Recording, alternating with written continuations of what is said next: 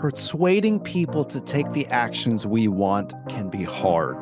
Our teams and clients are bombarded with thousands of messages every single day.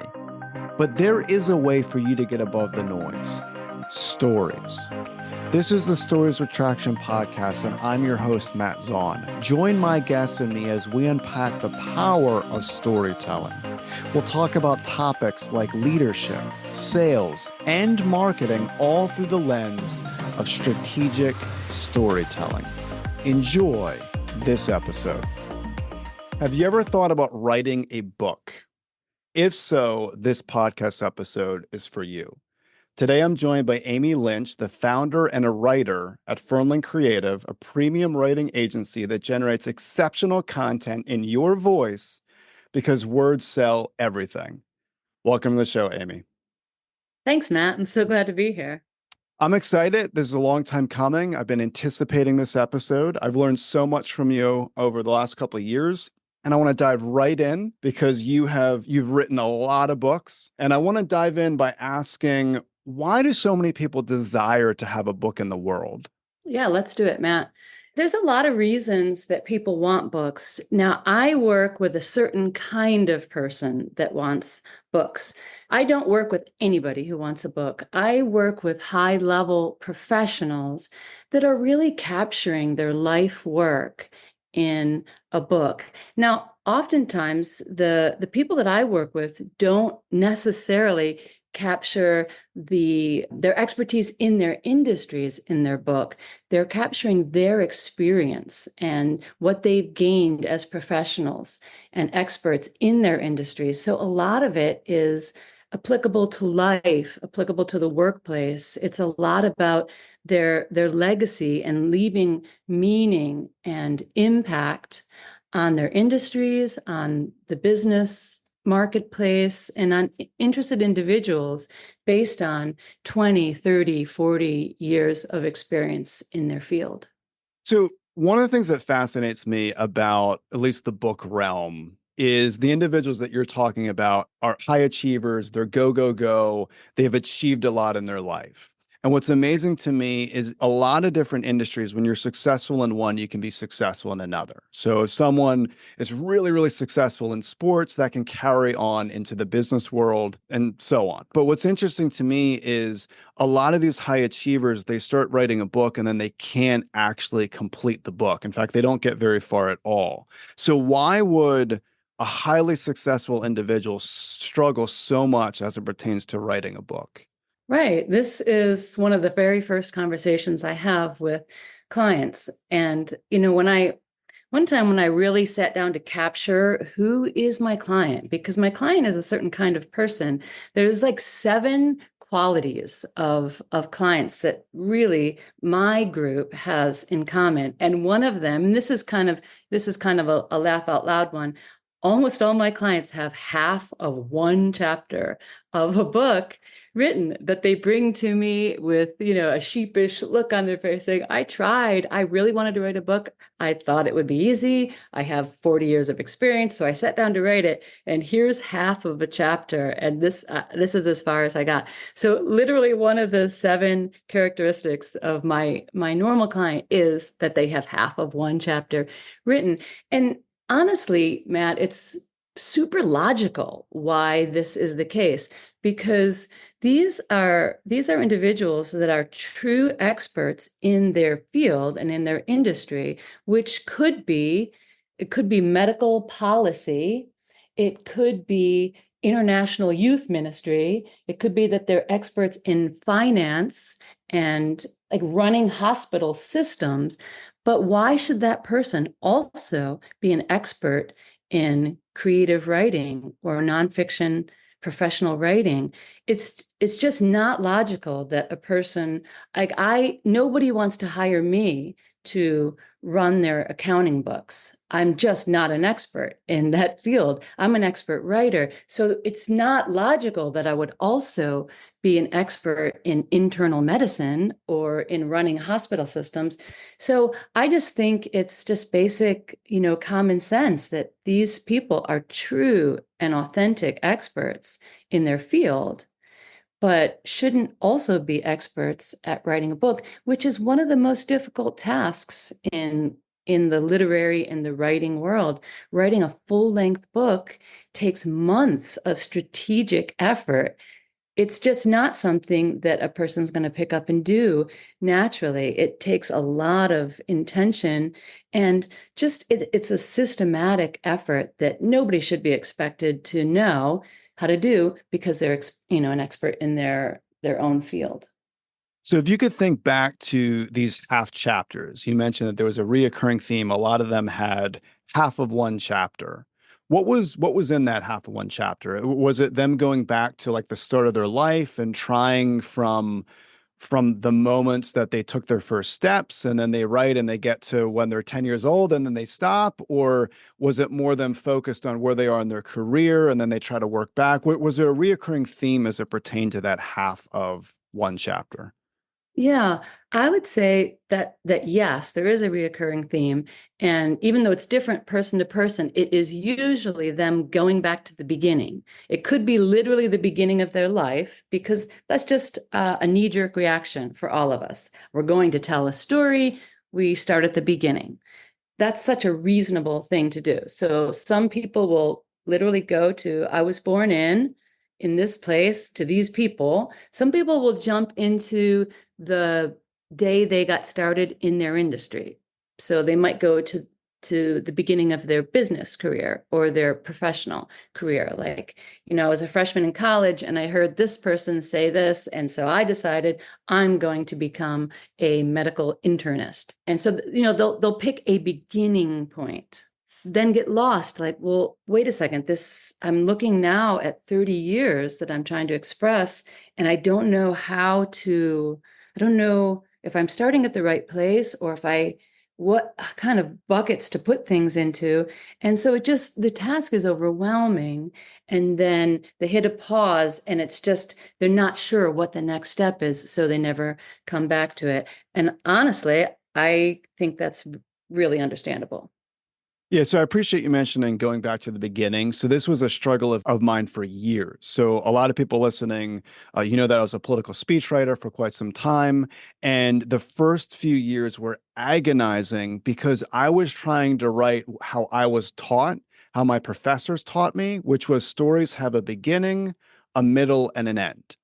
Beginning, middle, and end. And a lot of people have heard that listening to this. The problem is I was writing it like an email from start to finish, which really caused me so much stress, so much frustration. I remember so many days I wanted to rip my hair out because I was trying to write from the beginning to the end. And it wasn't until I focused on a foundation of my stories, that it really took off.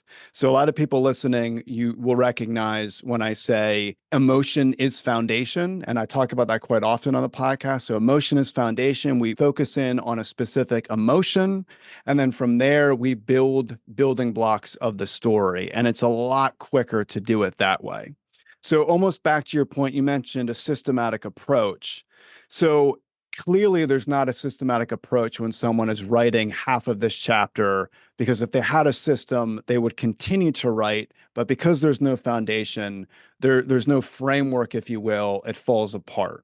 So can we talk a little bit about frameworks and go back to the comment you made regarding systematic approach? Is there a specific system right out of the gate that you'd recommend individuals start with when it comes to writing a book? Yeah, there is. Because this is the common problem. How do we swallow an elephant? That's what writing a book is. It's eating an elephant. And the answer, of course, is you can eat an elephant if you eat it one forkful at a time, but you have to have a system. Most high-level professionals are also project managers of some type or other. Running a business has a lot to do with project management, and writing a book is, in essence, a massive project that needs to be managed in a systematic way. So I developed a program in Fernling Creative that I call the Book Incubator. And it's just 6 steps that a client and I sit down and we work through 6 steps.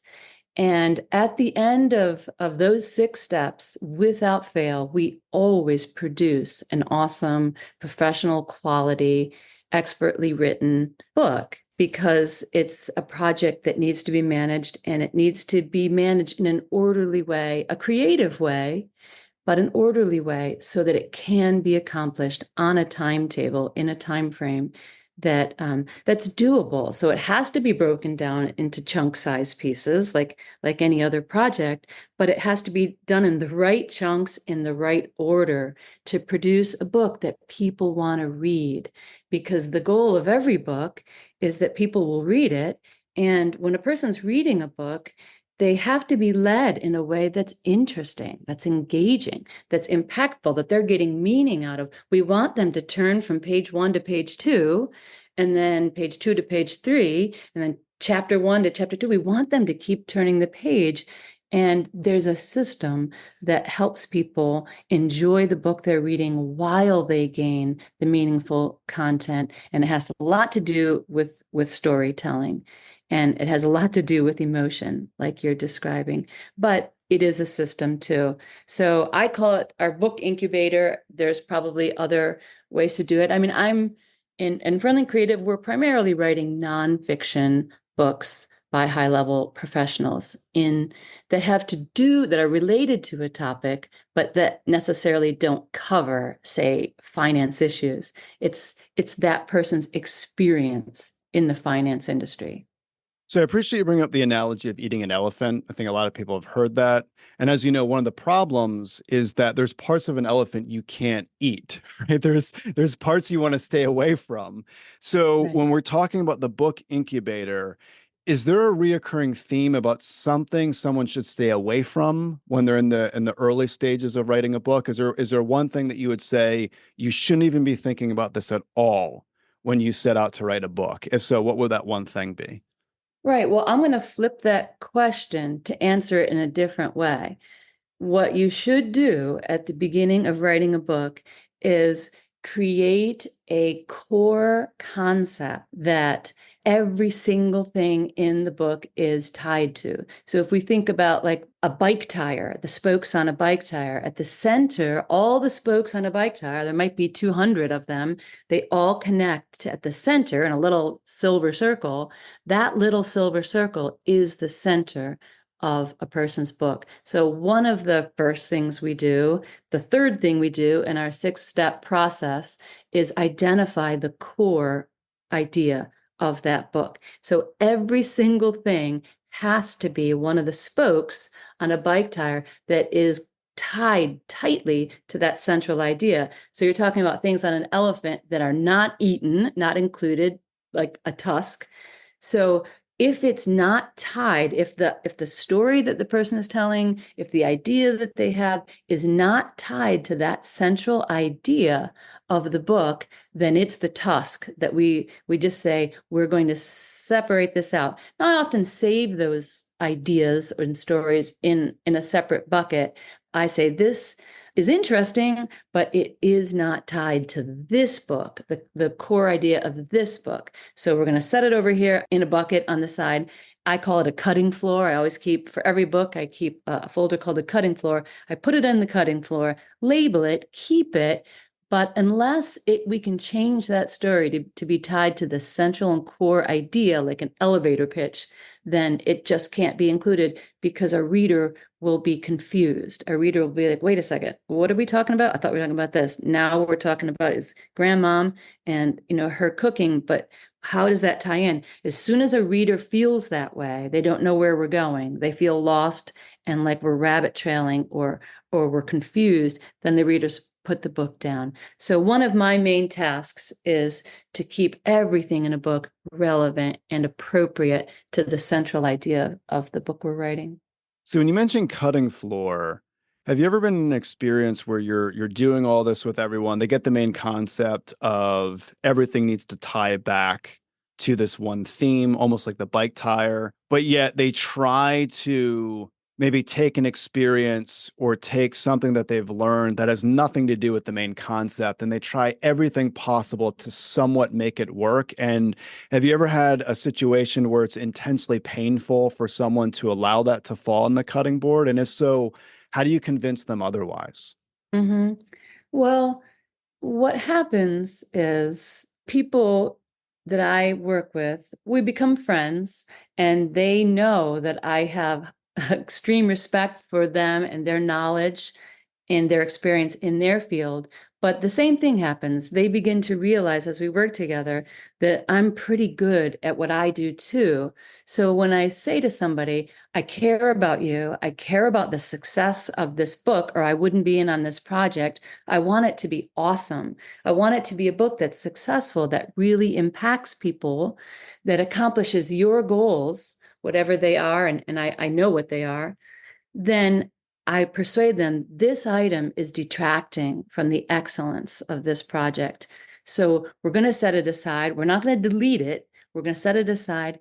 And sometimes, Matt, what happens is we realize that there's another book there. If there's something that's really meaningful to that person, and I start to say, well, you have a lot of important thoughts on this side topic. It does not relate to the book that we're writing, but it might be a second book, or it might be an appendix. It might be another thing that needs to be published and created, but not part of this book. It happened to me recently. An author had really, really good content for teenagers, but the book we were writing was to leaders in his field. But he was saying if young people could get this idea, and I was like, that's really interesting. It's not part of this book, but let's create a pamphlet. Let's create a booklet, an ebook that we can share with those leaders that they can turn into a study guide to do with the teenagers that are in there. So that person was speaking to leaders of youth. So it was a related book concept, but it wasn't part of the book. He was training leaders in youth ministry. So we did create that second item as a booklet, as an add-on that could be offered to those leaders to use with the youth. So that would be a perfect example of how something like that is useful, it's valuable, but it cannot go into the book if it reduces the quality of the project we're in. Is it common that when you start writing a book for someone, there's other books that come from that one project? Is that a common occurrence? Oh yeah, yep, it happens. And I'll remind you, Matt, that the people I write books with are experts in their field. They're C-suite individuals, MDs and PhDs. That's my general client base. So these are people with 20, 30, 40 plus years experience in their field. So yes, they have thoughts on central things, but then they realize, for example, here's an example. They also realize that a lot of people in their field are struggling to pass their kind of industry companies on to the next generation. Now, that's not part of the book we're writing, but it's really important, especially as their group, which that this individual I'm thinking of is a baby boomer. He's looking around at all of his peers struggling to pass their companies on. Their children don't want it, or maybe they do, or maybe they're fighting over it. They don't know if they should sell it or become a corporation. They don't know what to do with the business that they've grown for 40 years. Now, that's a separate topic, a succession book. So, yes, let's finish the book we're writing and then write a separate book, a shorter book on how to successfully and seamlessly pass your company on to another generation of owners, whether that's children or someone who will purchase it. But that's its own topic, and it really it detracted from the book we were writing, but is a very valuable book. So that's book two. That kind of thing happens very regularly. So you mentioned individuals that are C-suite. And when I think C-suite, I think of not only successful individuals, but I also think of people that are fairly well organized. A lot of them, they have really good organization and structure in their calendars. Their offices are well organized. Their paperwork is well organized. The organizational chart is well organized. You go into their home and it might be well organized. So how does organization in one area differ from organization in a book? Is there a reoccurring theme or structure in a book that you would say, hey, this is how you know it's a very well organized outline of that book? Well, the answer is yes and no in this case. So one of the very first thing that a client and I will do is just have an open conversation. Tell me your story. What are you thinking that you'd like to accomplish? A lot of times, a would-be author doesn't know what exactly they're trying to accomplish with a book. And again, I just would go back to my original comment on being an expert at running a system of hospitals is not being an expert in understanding readership, understanding a target audience. They do understand their target audience, people who need healthcare, but that's a very different skill set than understanding what keeps a person reading. What will be the way to tell a story to an exact target audience that will be really moving and meaningful and helpful to that target audience. It's a really different way of thinking, and there's a lot of creativity involved, and a lot of times that's the bridge, that's the missing link, so to speak. So a lot of these books are nonfiction, so they're not fiction or total creative writing, but every storytelling effort is a creative effort. How do we creatively tell a person's story that makes a person keep on reading? Just facts or just information, just it will not turn pages. People need to have their heart touched, their experience, touched upon. What's important to that target audience. It has to be touched upon. And that's where creativity comes in.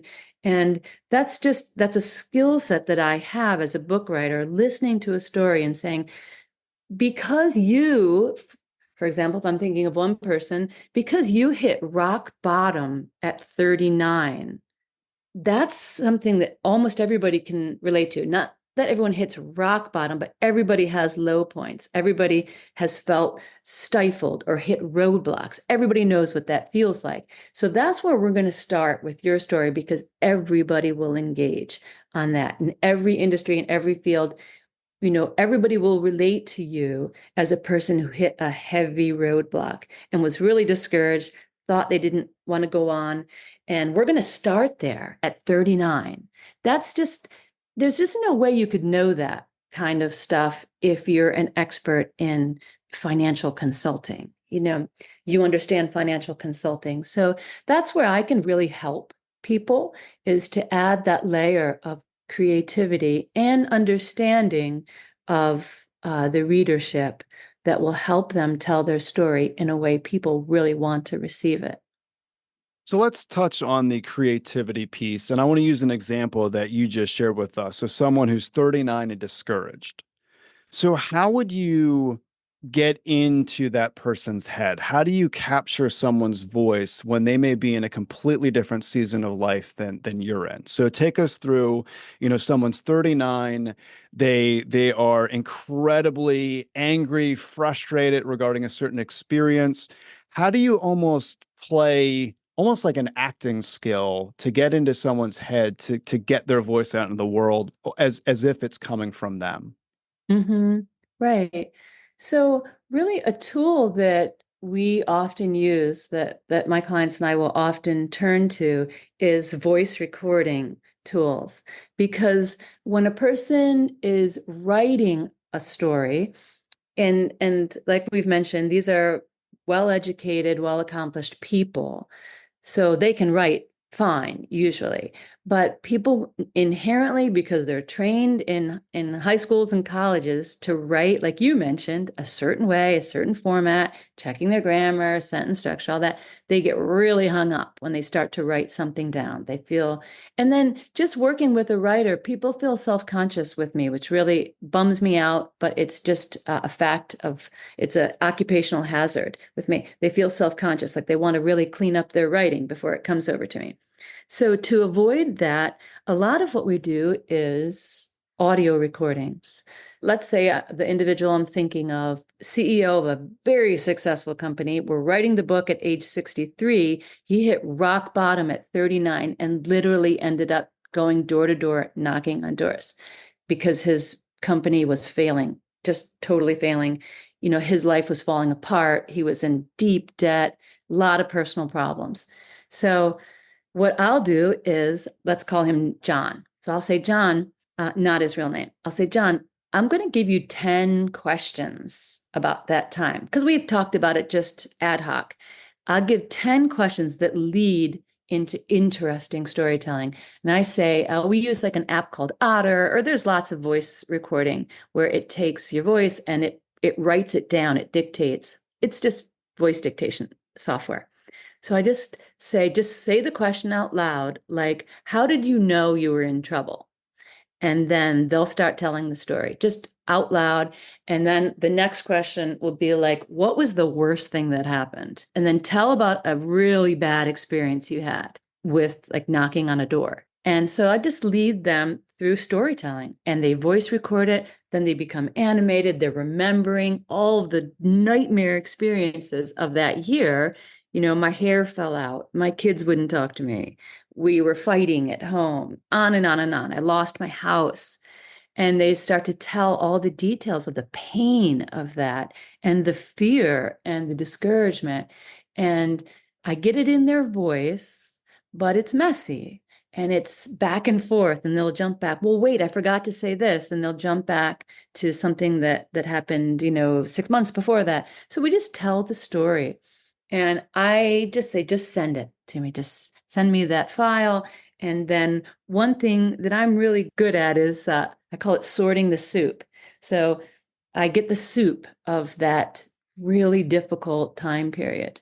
And then I'm able to sort the soup into a story that is the way people want to receive stories. So any script writer or TV writer, there's a pyramid, there's a way that stories are written that keep people so interested and they're able to follow it. They don't get lost, they see what's happening.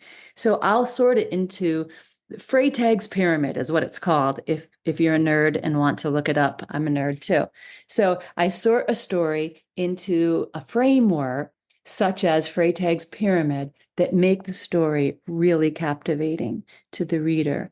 And that's one of the ways that we use creativity to accomplish our goals. We want the people to experience the different moments of a person's experienced life and expertise. And one of the ways is through just out loud storytelling that I take and then write it in a way that's expert writing and best practice writing so that it's really received by the readership. So you mentioned script writer, and this was fascinating to me. I learned this a few months ago that in the music, or not the music, the movie world, there's something called environmental priming, where if you're on multiple different movie projects, so let's say you're writing a script for numerous projects or you're directing for numerous movie projects, where an individual will go into a room and that room is deemed this movie. And then another room or another office would be exclusively focused on another movie. Do you do anything like that when it comes to your clients where there's different environments, maybe different sections of your house or different rooms or different corners where you become that individual? Do you do anything like that? I do, Matt, and this is about to get weird. Be warned. So, yeah, environmental priming for a TV producer maybe is physical space. For me, it's foreign languages. So, if you're like a wine taster or a food taster, they use palate cleansers. Certain kinds of items like parsley is a palate cleanser. It removes all the previous food tastes before you try a new food, and you're using like an environment, a room, like a green space that will help people change from, the horror movie they were making all morning to the rom-com that they're going to make in the afternoon. And as a ghostwriter, I absolutely live in that world. So I might spend the morning writing as if I'm John, who we were just talking about. But this afternoon, I need to write chapter 4 of Sarah's book, who Sarah is a medical professional and John is a finance consultant. So I use foreign language because language is what I work in. Words are what I work in. English words are what I work all day in. So as a palate cleanser, I immerse myself in a foreign language. It just clears out the morning. So if I was working on John's finance book all morning, I will watch half an episode of a Korean drama. And I go out of English completely. I'm fairly competent in Korean and fully accomplished in Spanish. So I used to use Spanish for about 10 years. Now I use Korean because I'm highly interested.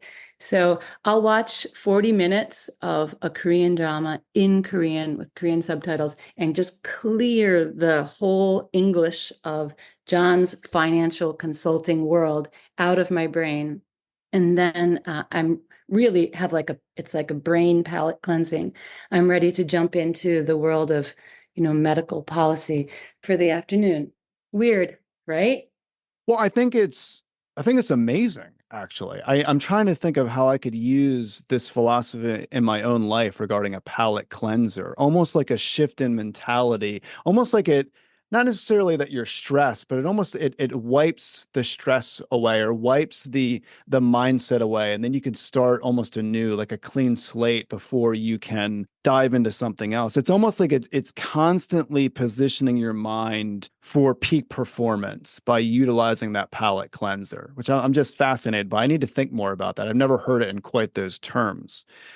I want to talk about almost like the mental health aspect of this, though, because there's some actors that I really respect. So one of them being Daniel Day-Lewis. So a lot of people listening, I'm sure you've seen a Daniel Day-Lewis movie, and exceptional when it comes to acting. But unfortunately, there were some mental health issues situations where he got too into character. And even his wife has made comments about how taking on characters that were not her husband, right? So I can only imagine how that can have ripple effects with a family and friends and life in general. So would you say that the palate cleansing that you do is enough to get back to being Amy at the end of the day? Or how do you stay grounded with who you are as you're taking on so many different roles, almost like an incredible actor, if you will, playing the part of so many different people? Yeah, I would say that being a ghostwriter is not as intense as being an actor. It just has to be a step previous to that, where, they're doing just voices and facial expressions and bodily movements and speech. So I would say I'm in less danger of that, A. And B, the kind of work that I do with C-suite professionals is it's professional, it's very personal. Like these are oftentimes they're like business memoirs, like where personal experience is the main idea, but it's also professional. They're often leaving a legacy behind for the next generation of people in that industry. Or I mean, they're also often focused on their children as well. But so I would say it's not as personal, so it's less danger of that happening. I really enjoy it, and I've never felt any kind of like I'm losing myself here. I have lots of funny moments, Matt, where, as I work for 6 months with one of these people, we become friends. And then I get invited to their retirement party or their anniversary party, whatever. And then they'll come up and say, well, this is my daughter, Jenny. And of course, I know everything about Jenny. I know everything about everything with them. So we always have this like awkward, funny moments where I finish the story for them. Never met Jenny before, but I can tell you everything about Jenny and the influence she had on her mom and whatever. And, this is so and so, the president of the company. And I was like, and I know everything about it. That's like the weirdest thing about it. People begin to tell me things, but I literally know it all very intimately because I wrote it and rewrote it and rewrote it until until it was really compelling.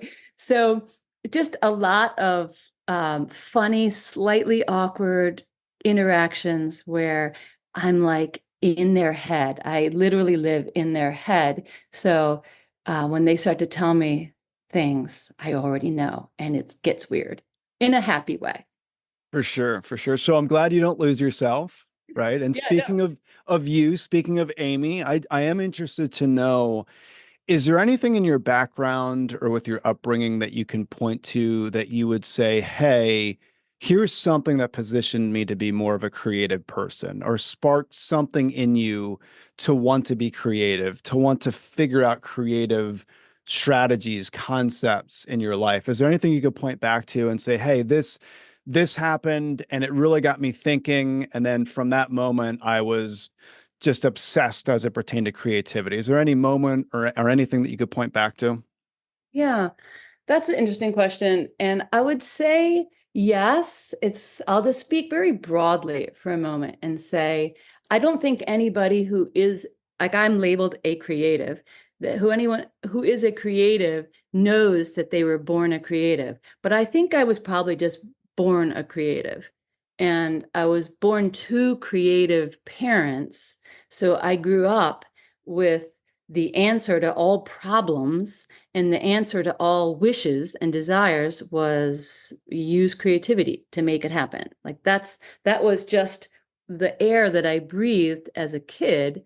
So just for example, quick examples, my mom is a flower lady extraordinaire and just wanted to live year round in a flower garden. We live in Buffalo, can't do that. So in the summer, she grew massive gardens, Matt. And I say massive, more than any normal person would ever think of doing. But she only grew drying flowers, dried them in the winter, hung them on the ceiling so that living in our home there was a garden on the ceiling that smelled amazing and looked amazing. It was like fairyland. And she had a shop outside that was a fairyland. And you just make it happen. You want to live in a garden, you make it happen. And my dad is an inventor. He's a mechanical genius, literally. And so every problem has an answer. He creates the solutions to problems and wishes. So keeping with my mom's love of drying flowers, we had a creek on the property, but it was down the hill, as creeks always are. So there's no electric power out to the creek. So dad created something. He calls it Roger Ramjet. I don't know if that's like an official scientific name. It might be, or it might be his own name, but he created a non-electrical pump that uses gravity, even though it runs uphill, which nobody can understand. None of us want to take the time to understand it, but he used physics and his mechanical genius to create a pump that is not powered by anything, as far as I can tell, that runs water uphill to water her gardens. And that's just the way we lived. We solved problems by creating things, inventing things, making things happen. And that's what I did. I'm always like have some pet project. I'm making soap, I'm making wine, I'm making bread from scratch. I love that kind of stuff. But as far as like serious professional creativity, I started by reading intensely. And Matt, I became a Brit Lit nutcase. I loved the British classics, 1780 to 1840, like that 50, 60-year period just became my passion. I read everything for about 15 years under the sun, over and over, and then I couldn't find any more. I'd gone to every mountaintop bookshop to find like obscure volumes and whatever. So I got to the end. I just want one more perfect, typical British classic from that period. And so the answer was to write one. So that's how I got started, like really seriously writing was emulating the British authors from the classical period that I really, really valued and loved. So, I won't name them, I'll bore everybody with that. And then trying to write what I would call a neo-classic, a neo-British classic, exactly as I wanted it. And that's what my parents had always done. So that's what I did in a different vein, but very similar. And so I wrote my first novel was a neo-British classic that was my baby, and I loved that. And then I went on to write other genres. Currently have a dystopian fiction, a redemptive dystopian fiction that I'm working on. Those are my pet projects, passion projects during off hours. During the day, with my clients, I write nonfiction, a lot of business memoirs and legacy projects. All right, so this is fascinating to me. So you have an obsession with British literature. So you're reading. And then when you go to actually writing yourself, it's almost like your subconscious mind kicks in based on your parents' innovation and creativity. But instead of building a physical innovation, you are innovating and being creative as it pertains to the writing.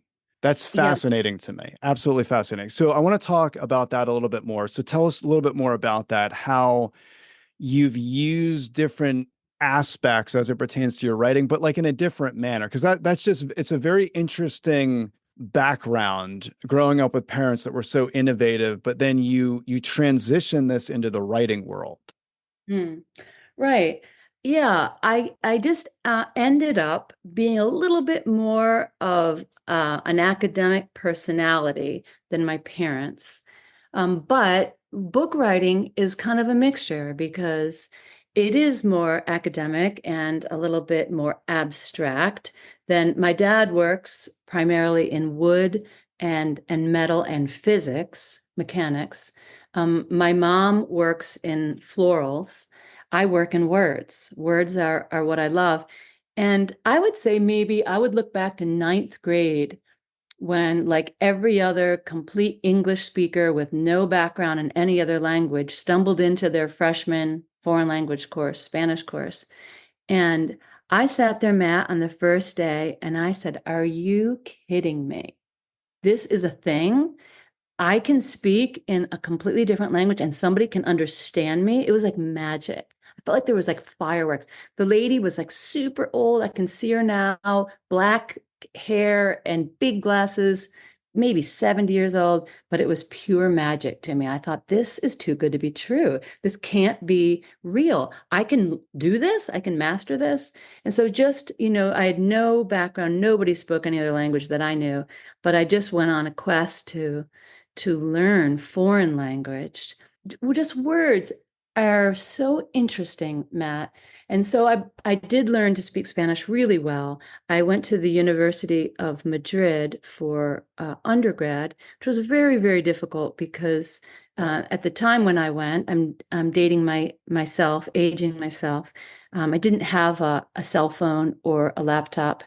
I had a paper dictionary, and I was attending a university fully in Spanish with textbooks in Spanish. So it was sink or swim. It was like learn to speak academic Spanish or fail and go home. Those were the choices.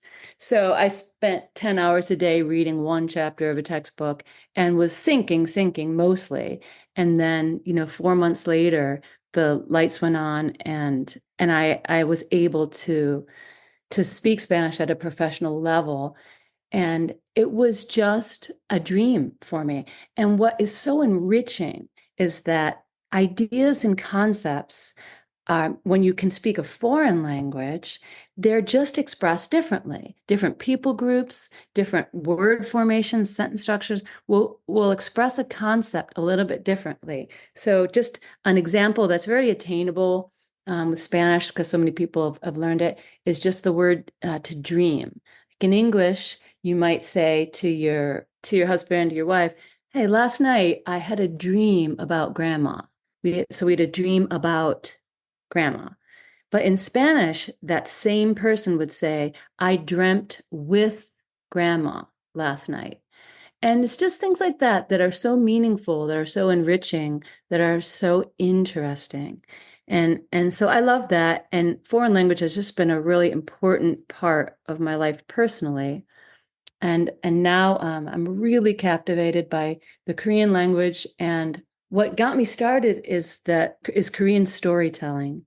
So there's a lot of really great art and literature coming out of South Korea, and has been for most people think of K-pop, the music, which I don't dabble in because I feel like I'll lose my soul in K-pop. So I don't go there. I stay in Korean literature, which is interestingly based on webtoons, a format called webtoons. Super, super interesting. You would think that it's very graphic novel kind of stuff. You would think that it's very shallow and light, but it's very deep, very meaningful, very enchanting.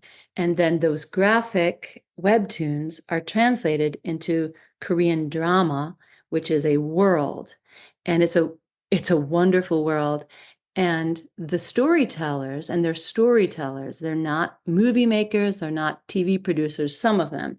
So just a group that I follow intensely is Studio Dragon in South Korea, who positions themselves as premium storytellers. That's what they care about, and that's what they do so well. So I got really captivated by Korean language and storytelling, which then I said I was a nerd. In my nerdly way, I got a textbook and started on page 1 and said I can learn Korean, which actually anybody can because it's an alphabet like English.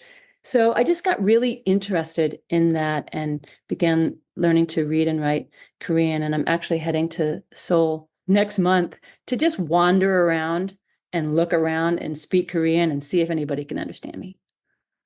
So you're obsessed with language, multiple languages. You're fluent in 3 languages.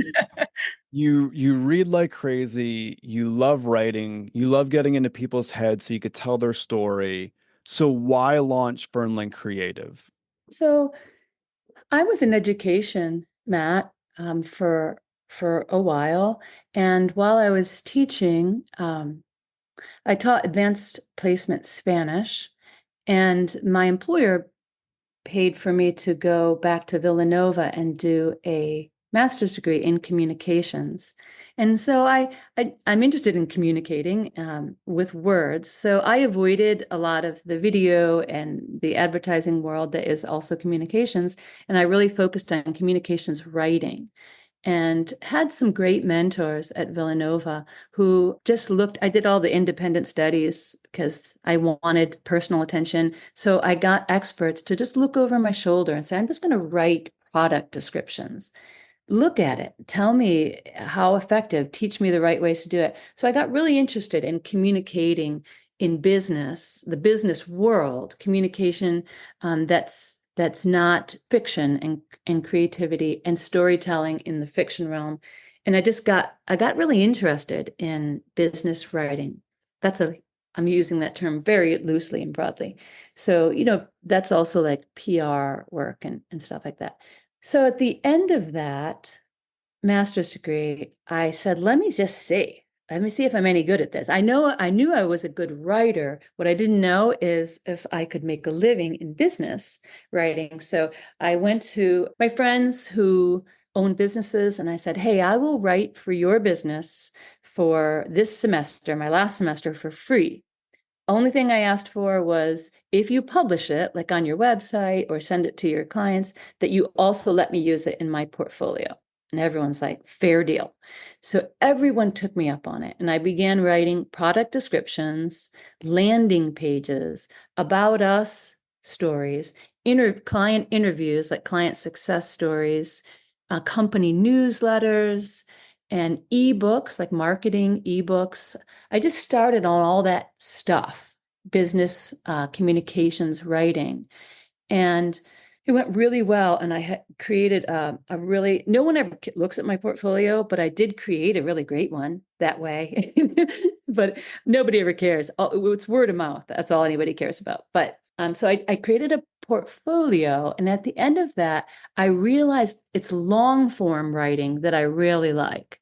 So I wanted to do longer form blogging and and book writing, short books and ebooks. So I went at the end of that first period, I went up to a CEO friend of mine and I said, John, I'm ready to side hustle as a writer. Do you have any projects for me? Anything you want me to do? And he looked me back at the face, and I remember it. And he said, Amy, I want to say yes, but I don't know what I would have you do. I said, okay, well, think it over. So 24 hours later, he called me with a list of 6 things. He said, once I walked away from me, I said, how would I use a writer? He said, I just started to have all these things I would love to get done that I don't have time to do. And he said, maybe you could do it for me. So I said, let's try. So I set my prices sort of low and I started in on one client. And honestly, Matt, it was good luck because this client began to not be able to live without me. It just became where I made his life so much easier, and everything on his bucket list that he wanted to start a blog and he wanted to write a book, and he wanted to write a book with a psychologist professional that he works with, like a 2-person book. That was honestly my first ghostwriting was for 2 people in one book. It was alternating chapters, one person A, person B, A, B. So I started in the deep end of the pool, but it went so well that this client is a consultant for other business owners. That's his job. So he began to offer my company, me, as a service to solve the problems of his clients. So it was just, I'll say, straight up good luck, good fortune, that I just kind of sat here at my desk and people began to call me. And so the business grew and grew. I love the business. My clients are just wonderful people to work with. I like it so much, but I've never done any advertising or marketing. It just went word of mouth. And the thing that I found to be the most effective was trying to do amazing premium work every single time so that that same person comes back again. And then when other people say, how did you get this book written? I know you're like jet setting all over the world. And they say, well, she made this happen. I mean, I wrote the book as his content, but another person solved the problem of getting the book written. And it's just really attractive to the kind of client I work with. And so that's how the business started and grew. And I love it. Thank you for sharing that. I feel like you and I could talk for hours, and there's a lot more hours that we can pull from different concepts that you had mentioned. I'm so excited that you're willing to do a series. So I'm looking forward to diving into systems and more of your creativity in other episodes. But thank you for your time today. I really appreciate it. There are 3 specific things that I got out of our conversation today that I'm going to take away with me. The first thing that you mentioned was you create a core concept that everything in the book is tied to, almost like a bike tire. And I really like that. The second that I really appreciate you mentioning is the voice recording tools. And I appreciate you mentioning that a lot of people get hung up when it comes to writing. They're focused on the editing as they're writing. I think that voice recording tool mindset is very freeing, almost liberating, if you will, that you can just speak into an application and it can transcribe the conversation, and then you could go back and you can edit it for sure. So I appreciate that. And then the third and final piece that I really liked was the palette cleansing concept on positioning your mind, that once you do a bunch of work for someone, to go and have that palette cleanse to transition your mind to the next project. I really like that third point. So thank you for that, Amy. I appreciate it. If anyone listening wants to get more information on you, what you do, they want to reach out to you for you to write a book for them, where's the best place that they can go to get that information? Right. Just hop right on my website, fernlingcreative.com, all one word. And you can take a look at what I do, some of the typical things that I offer. I tend to be book, blog, LinkedIn are the typical things I do. And at the end of that is just a contact me opportunity. Just send me an email and we'll set up a time to chat and go from there. Awesome. Thank you. I'll include all that in the show notes. People could just click and go from there. Thank you for listening to the Stories with Traction podcast. Please leave a review, since positive reviews will make it easier for others to find this conversation. Next episode will launch on Friday at 8 a.m. Eastern. Until then, remember, if you want to persuade with power and inspire those around you to action, you must share more stories.